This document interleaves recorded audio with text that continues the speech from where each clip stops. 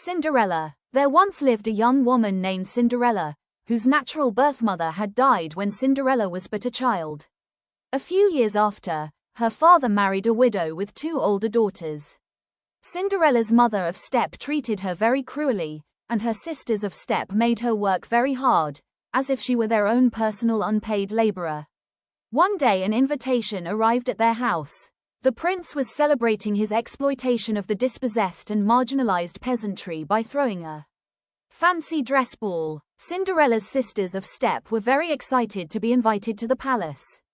They began to plan the expensive clothes they would use to alter and enslave their natural body images to emulate an unrealistic standard of feminine beauty. It was especially unrealistic in their case, as they were differently visaged enough to stop a clock. Her mother of step also planned to go to the ball, so Cinderella was working harder than a dog, an appropriate if unfortunately speciesist metaphor. When the day of the ball arrived, Cinderella helped her mother and sisters of step into their ball gowns. A formidable task. It was like trying to force 10 pounds of processed non-human animal carcasses into a 5-pound skin. Next came immense cosmetic augmentation, which it would be best not to describe at all. As evening fell, her mother and sisters of step left Cinderella at home to finish her housework. Cinderella was sad, but she contented herself with her holly near records. Suddenly there was a flash of light, and in front of Cinderella stood a man dressed in loose-fitting, all cotton clothes and wearing a wide-brimmed hat. At first Cinderella thought he was a southern lawyer or a bandleader, but he soon put her straight. "Hello, Cinderella. I am your fairy godperson, or individual deity proxy if you prefer. So, you want to go to the ball, eh? And bind yourself into the male concept of beauty.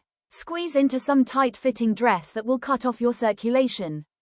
Jam your feet into high-heeled shoes that will ruin your bone structure. Paint your face with chemicals and makeup that have been tested on non-human animals." "Oh yes, definitely," she said in an instant. Her fairy godperson heaved a great sigh and decided to put off her political education till another day. With his magic, he enveloped her in a beautiful, bright light and whisked her away to the palace. Many carriages were lined up outside the palace that night. Apparently, no one had ever thought of carpooling. Soon, in a heavy, gilded carriage painfully pulled by a team of horse slaves, Cinderella arrived. She was dressed in a clinging gown woven of silk stolen from unsuspecting silkworms. Her hair was festooned with pearls plundered from hard-working, defenseless oysters. And on her feet, dangerous though it may seem, she wore slippers made of finely cut crystal. Every head in the ballroom turned as Cinderella entered. The men stared at and lusted after this woman who had captured perfectly their Barbie doll ideas of feminine desirability. The woman, trained at an early age to despise their own bodies, looked at Cinderella with envy and spite. Cinderella's own mother and sisters of step, consumed with jealousy, failed to recognize her. Cinderella soon caught the roving eye of the prince, who was busy discussing jousting and bear baiting with his cronies. Upon seeing her, the prince was struck with a fit of not being able to speak as well as the majority of the population. "Here," he thought, "is a woman that I could make my princess and impregnate with the progeny of our perfect genes, and thus make myself the envy of every other prince for miles around. And she's blonde, too." The prince began to cross the ballroom toward his intended prey. His cronies also began to walk toward Cinderella. So did every other male in the ballroom who was younger than 70 and not serving drinks. Cinderella was proud of the commotion she was causing. She walked with head high and carried herself like a woman of eminent social standing. But soon it became clear that the commotion was turning into something ugly, or at least socially dysfunctional. The prince had made it clear to his friends that he was intent on possessing the young woman. But the prince's resoluteness angered his pals, for they too lusted after her and wanted to own her. The men began to shout and push each other. The prince's best friend, who was a large if cerebrally constrained duke, stopped him halfway across the dance floor and insisted that he was going to have Cinderella. The prince's response was a swift kick to the groin, which left the duke temporarily inactive. But the prince was quickly seized by other sex-crazed males, and he disappeared into a pile of human animals. The women were appalled by this vicious display of testosterone, but try as they might, they were unable to separate the combatants. To the other woman, it seemed that Cinderella was the cause of all the trouble, so they encircled her and began to display very unsisterly hostility. She tried to escape, but her impractical glass slippers made it nearly impossible. Fortunately for her, none of the other women was shod any better.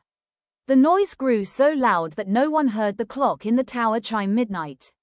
When the bell rang the 12th time, Cinderella's beautiful gown and slippers disappeared, and she was dressed once again in her peasant's rags.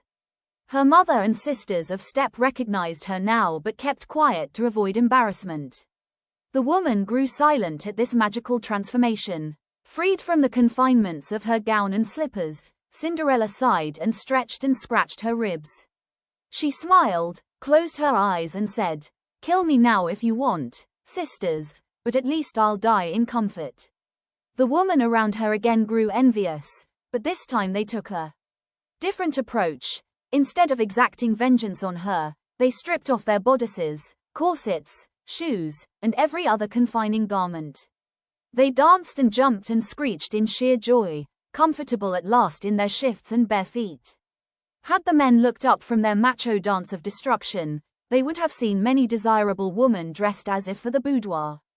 But they never ceased pounding, punching, kicking, and clawing each other until, to the last man, they were dead. The women clucked their tongues but felt no remorse. The palace and realm were theirs now. Their first official act was to dress the men in their discarded dresses and tell the media that the fight arose when someone threatened to expose the cross-dressing tendencies of the prince and his cronies. Their second was to set up a clothing co-op that produced only comfortable, practical clothes for women. Then they hung a sign on the castle advertising Cinderwear, for that was what the new clothing was called, and through self-determination and clever marketing, they all, even the mother and sisters of step, lived happily ever after.